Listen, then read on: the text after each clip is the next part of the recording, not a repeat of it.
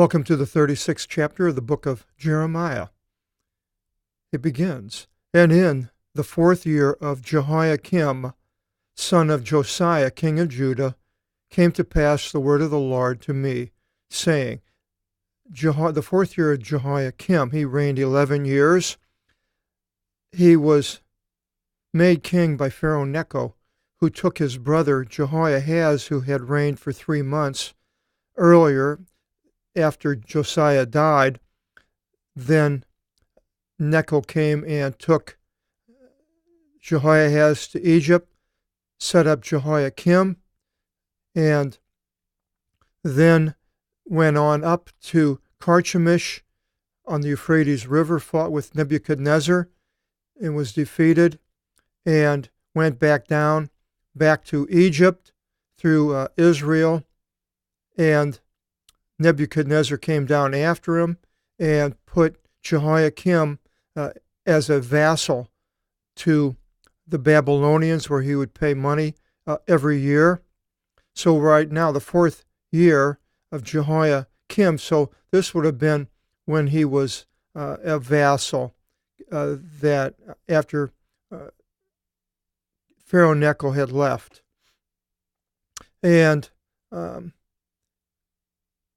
so the word of the Lord, here now again, the logos of the word of the Lord came to me in starting another section, saying, "Take to yourself a papyrus leaf scroll, hartine, vivliu." A scroll is vivliu. We have papyrus, and I have a piece of papyrus right here. This is it. You can see, I write on them. I cut these in 2-inch strips, and then I print the Greek alphabet on them and the pronunciation, and sell those at our bookstore. It comes with a calf, a deer skin, which is a Levitically clean animal, a parchment bookmark that's the same size in a little packet, and a scroll. You can see here where these pieces of papyrus are laid on top of each other, and they're compressed, and you can just keep on making it longer and longer by adding more and more. These were cut because they're selling them. People like me, I had bought 300 or 400 sheets of them, and so thought I'd show it to you. So this is what he was writing on. I write on it all the time, and with a fountain pen, black ink, real good black ink, and it writes fairly well. It's rough, and sometimes the ink will go and bleed down these little ridges inside of there, but not often. Depends on what kind of ink you use. If it dries very fast, and the pen, of course, they used a reed pen basically at that time, which they were using into the 1800s. The dipping pen that they would write on, and black ink. So Jeremiah is telling, God is telling him to take to yourself a hartine vivliu, and write upon it all the words which I spoke to you against Israel, and against Judah, and against all the nations from which day I spoke to you, from the days of Josiah, king of Judah, and unto this day. So he writes on this scroll all these things that God would have him write, maybe many of the words that we've already read in the book of Jeremiah. He wrote on that scroll. And then after he did that, before that, God says, "And perhaps the house of Judah will hear," actually the reading it, "all the bad things which I devise to do to them, that they should turn from their wicked way, and I will be propitious to their iniquities," their sins, and to their sins.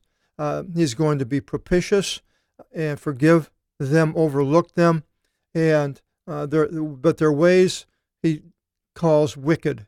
So they were doing evil things. Throughout the book, we find out all the wicked things that they were doing as far as idolatry and adultery and and so forth. And it says, and Jeremiah called Baruch, son of Neriah, and Baruch wrote from the mouth of Jeremiah all the words of the Lord, of which he gave a divine message to him on a papyrus sheet scroll. So this Baruch comes. Earlier we heard about him in chapter 32. He was given the scroll of the possession. And you can go back to chapter 32, verse 12, and talks about what Baruch was to do with that scroll of the possession of property that Jeremiah purchased. And here we see Baruch again, and we will see him again or hear about him again in chapter 43, where the people speak against Jeremiah and Baruch that are left over in Jerusalem after Nebuchadnezzar finally destroys Jerusalem, and the country sets up Gedaliah as a governor, and these people want to know if they should go to Egypt or not, and they ask for Jeremiah, and Jeremiah receives a word from the Lord that they are not to go to Egypt, but yet they want to go to Egypt. And after Jeremiah tells them the word of God, they don't want to hear anything from Jeremiah, and they blame him and Baruch in chapter 43. And then in chapter 45 is a letter to Baruch, and when we get there we will go over these things as we see them. But this man Baruch here has a tough job.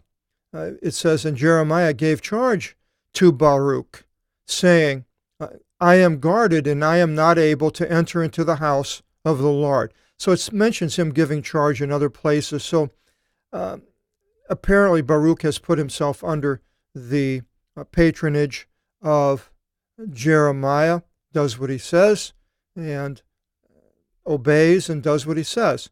And so Jeremiah is telling Baruch that he's guarded and he's not able to enter into the house of the Lord. He says, and you shall enter. Well, I don't know if Baruch wanted to hear that, because if Jeremiah is not welcome, but yet he's a man from God, Baruch could very well think, well, I wasn't the one that heard these words from God. I just heard it from Jeremiah, and here he wants me to go and put my life on the line by entering in. And Jeremiah continues, and you shall enter and shall read with this papyrus sheet scroll into the ears of the people in the house of the Lord in the day of the fast, and in the ears of all Judah coming from out of their cities. You shall read to them. Perhaps their need for mercy will fall in front of the Lord, and they will turn from their evil ways. For great is the rage, there it is, and the anger, the themos, and the orgy of the Lord, which he spoke against this people. And Baruch, son of Neriah, did according to all which Jeremiah gave charge to him, to read in the scroll the words of the Lord in the house of the Lord. So now, the words that this kind of hard for me to grasp a little bit. This, so he was to read in the scroll the words of the Lord that he received. I believe that what he's saying, that he received in the house of the Lord, not that he's to read it in the house of the Lord. He was to read it to the people at the fast, because then it continues, and it came to pass in the 5th year of Jehoiakim, son of Josiah, king of Judah, in the 9th month they held an assembly fast in front of the Lord, all the people of Jerusalem and the house of Judah. So the 9th month, in the 5th year, and if you remember when we first started this chapter, was in the 4th year. So 9 months, at least 9 months later, that would be if he was telling Baruch in the very last month, and they had 12 months like we do today. So 9 months have passed, and the assembly fast is taking place, and all the people are there.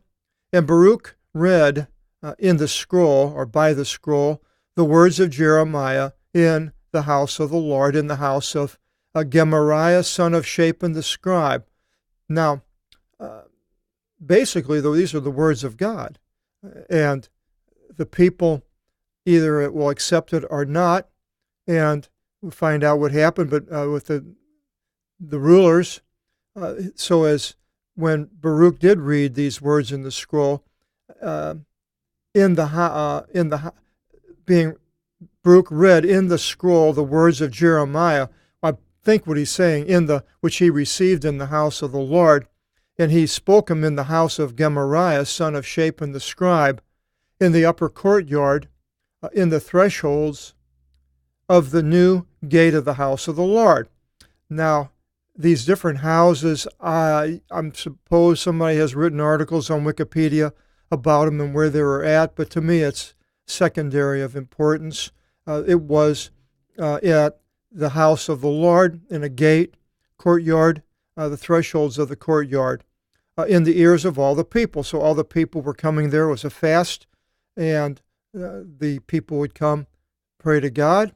And it says, and Micaiah, son of Gemariah, son of Shaphan, heard all the words of the Lord from out of the scroll. It mentions here the words of the Lord, not the words of Jeremiah. These are the words of God from out of the scroll. And he, that is Micaiah, went down into the house of the king, Vasileus, into the icon of the scribe. Apparently, there was a scribal house near where the king's palace was, or part of it. And behold, there all the rulers sat. Elishama, the grammatefs, the grammar comes from that, the scribe, and Thaleas, son of Selmiu, and Nathan, son of Ahovor, and Gamarias, son of Shaphan, and Zedekias, son of Ananiu, and all the rulers. So all these men are named. And Micaiah announced to them as all the words which he heard Baruch reading in the scroll into the ears of the people. So he is now announcing this to these rulers. And all the rulers sent to Baruch, son of Neriah, the son of Eudin, Yehudi, English, son of Nathaniel, son of Selamiu, son of Husi. This is all the fathers of Yehudi, Eudin, saying, so the scroll in which you read in it or by it into the ears of the people, will take it into your hand and come. All right, Baruch is now probably knows that he's in trouble. He's going to face this king or whatever and these rulers, and they don't like what they heard. Apparently, I don't know if he knows this or not. He probably does. And Baruch, the son of Neriah, took the scroll in his hand and went down to them. To have courage, takes the scroll. If God's word is in this scroll that he's holding in his hand, the word of the Creator is in his hand. He now has a wrapped up scroll like this papyrus here can be rolled up very easy because it has the way it's laid out. So there it is, and he has this scroll in his hand, and I don't know how big it was, but he has the words of God inside of here that are written down. God has communicated with man via the mind and the soul of Jeremiah, who speaks. So we have the Creator somehow communicating with the creation of what he wants the creation to hear. And Jeremiah then speaks these words as he is hearing them from the Lord, and this Baruch starts writing all these things down on this scroll with ink, and now it can be read by other people. That was the way they could communicate, by reading a scroll. Many people could read it. Just like now we have the internet, where millions of people can go on the internet and can instantly find out what is being said or taught via the internet. But this was the internet of 2,300 years ago, the scroll. So he takes the scroll, and they said to him, again, read for our ears. And Baruch read in their ears all these things of God. And he said how they were going to be taken into Babylon, and they were evil, doing evil works. They needed to repent and so forth. And it happened as they heard all the words, each gave advice to his neighbor. They're talking to each other. Well, this is this and this and this and this. And they said to Baruch, well, by announcing, we should announce to the king all these words. Well, they didn't come against Baruch, apparently. They heard him, and well, we need to tell the king. And they asked Baruch, saying, well, from what place did you write all these words?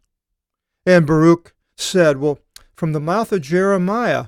He announced to me all these words, and I wrote upon a scroll. I don't know if he told him it was from God or not, but and the rulers said to Baruch, proceed and be hid, you and Jeremiah. Let not a man know where you are. They're actually trying to protect Jeremiah and Baruch because they know that they are in trouble from the king. And they entered to the king into the courtyard and put the scroll to guard in the house of Elisamah, the scribe. So they take the scroll, put it in somebody's house, and they announced to the king all these words which were there, which they were on the scroll. And the king sent Yehudi to take the scroll, and he took it from out of the house of Elisamah, the scribe. So he goes and takes the scroll after the king hears it, and Yehudi read in the ears of the king. So he opens it up, and he starts reading from the scroll. O king, the Babylonians are coming, and they will take Jerusalem and so forth, and all these words of God that Jeremiah had written down. And he read it in the ears of the king and in the ears of all the rulers sitting around the king. Now, maybe there was other rulers that were there that weren't there previously when he first read it, as he being Baruch. And the king was sitting in the winter house in the 9th month, so apparently it was getting cold. Winter was setting in, and he was sitting in this part. I'm not sure, but I'm sure it was in Jerusalem. It was probably a part of the palace that was weatherized, so it probably had different areas for the weathers, open areas with a lot of windows for cooling it and protecting from the sun, and other places maybe with hardly any windows and different things on the wall, tapestries or whatever to keep the fire inside, to keep it warm, because he says he was sitting with a grate of fire in front of him. So he had some type of it wasn't a fireplace, but it was the fire was burning on a metal grate, like a barbecue.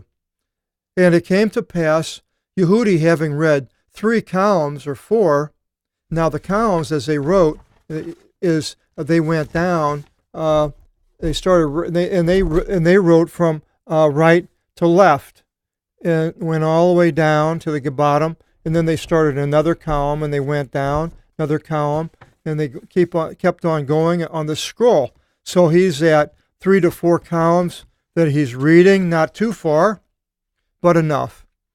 And he, the king, shred them with a razor of the scribe. So the scribe was there, and he had a razor blade, and so he just took it and went, just cut it in pieces and threw it into the fire on the grate until all the papyrus leaf vanished in the fire upon the grate. And they, the rulers, were not amazed, and they tore not their garments. That means that they weren't affected. They didn't listen to the things of the scroll. They didn't believe it, and they, oh well, king tore it up, that's fine. The king and all his servants, hearing all these words, they didn't care. And Elnathan and Thalaias and Gamalias suggested to the king to not incinerate the papyrus sheet scroll. Well, I wouldn't do that, and he hearkened not to them. And the king gave charge to Iramael, son of the king, and to Saraiah, son of Esrael, and Selamiah, son of Abdael, to seize Baruch the scribe, the grammatea, and Jeremiah the prophetine, and they were hidden. So they were hidden away, so they weren't apparently arrested right then. They were later. And came to pass the word of the Lord to Jeremiah. Now we got this coming past the word of the Lord. Again, another section is now starting. After the king incinerating the papyrus sheet scroll with all the words, which Baruch wrote from the mouth of Jeremiah, saying, again, take to yourself another papyrus sheet scroll, and write all the words being on the papyrus sheet scroll, which King Jehoiakim incinerated. So he takes another scroll, starts writing on it all the same things that were on the first scroll. Doesn't say how far along, how much later this was, but this is what he does. Well, it says after, so maybe it was fairly soon afterwards. And to Jehoiakim, the king of Judah, you shall say, thus said the Lord, you incinerated this Vivian, saying, why did you write upon it, saying, in entering, the king of Babylon shall enter and shall utterly destroy this land, and shall obliterate from it man and beast. On account of this, thus said the Lord against Jehoiakim, king of Judah, there will not be to one sitting down upon the throne of David. So now, basically, okay, so here it gets a little confusing here. Take it, and to Jehoiakim you shall say, thus, so he's writing it down apparently, you incinerated this scroll, saying, why did you, and then this is a quotation of what Jehoiakim said, why did you write upon it, saying, in entering, the king of Babylon shall enter and shall utterly destroy his land and obliterate man and beast, period. Now, on account of this, and God is continuing, thus said the Lord against Jehoiakim, king of Judah, there will not be to him one sitting down upon the throne of David. Now, if this was written in that scroll, I'm not sure. And his decaying flesh will be for tossing in the sweltering heat of the day and in the icy coldness of the night. And I will visit against him and against his family, genus, the family and classification of animals and plants comes from that word, and against his children, their lawlessnesses. And I will bring upon them and upon the ones dwelling Jerusalem and upon the land. Now, another place it was against, I wanted to bring this out, in that these, there are rules about prepositions. There are not that many prepositions. They're easy to remember, and you can read all about them. I'm putting together a grammar. It's going to be called a study guide for the analytical lexicon of the Apostolic Bible. Hopefully I'll have it done soon. This is, we're on I'm in the 14th, I believe, of April 2018. And so you can study about these things in grammar. And upon them, I will bring upon them, and upon the ones dwelling, or against, it could be against them, and against the ones dwelling in Jerusalem, and against the land of Judah, all the evils which I spoke to them, and they heard not. And Jeremiah took another papyrus sheet scroll and gave it to Baruch, son of Neriah the scribe, and he wrote upon it from the mouth of Jeremiah all the words of the scroll, which Jehoiakim, king of Judah, incinerated in fire, and still were added to it many words as these. Now, it doesn't mention him taking him to Jehoiakim, but it does mention other words. There is deuterocanonical apocryphal book of Baruch. That was written in Greek, so I don't think it was really the work of Baruch, because Baruch wrote in Hebrew, and so you can read about what different people think of this Baruch and what he did. There's a lot of people that wrote in history, from Josephus and down, Jews, of things about Baruch. Most of them were they were extra biblical. How many were true and what was true and what isn't, who knows? But they are there, and you can go on the internet and look up Baruch ben Neriah. Chapter 37, Zedekiah. Now we're jumping forward after Jehoiakim is taken after he revolts against Nebuchadnezzar, and Zedekiah, the last king, is reigning, and we'll find out about this in our next video seminar. Hope you'll join us then, and God bless.